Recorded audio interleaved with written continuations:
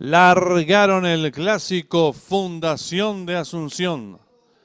Sale a enseñar el camino al participante número 1, Baham Kadim. Le toma medio cuerpo de ventaja al participante número 2, Don Pablo. Los competidores cruzan el disco por primera vez. Siempre por dentro el 1, Baham Kadim. Le toma ahora cuerpo de ventaja al número 2, Don Pablo. Los competidores están enfrentando el primer codo. El número 1, Baham Kadim, logra tirar dos cuerpos de ventaja sobre el participante número 2, Don Pablo, que corre por el centro de la pista.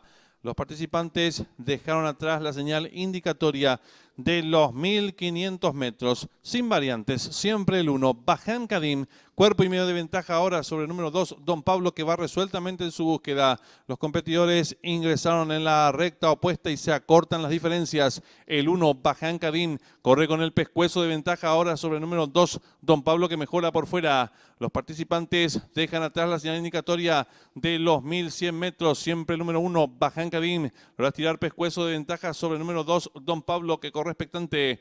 Los participantes en los últimos 900 metros de carrera, el número 1, Baham Kadim, medio cuerpo de ventaja sobre el número 2, Don Pablo, que sigue insistiendo por el lado exterior de la pista.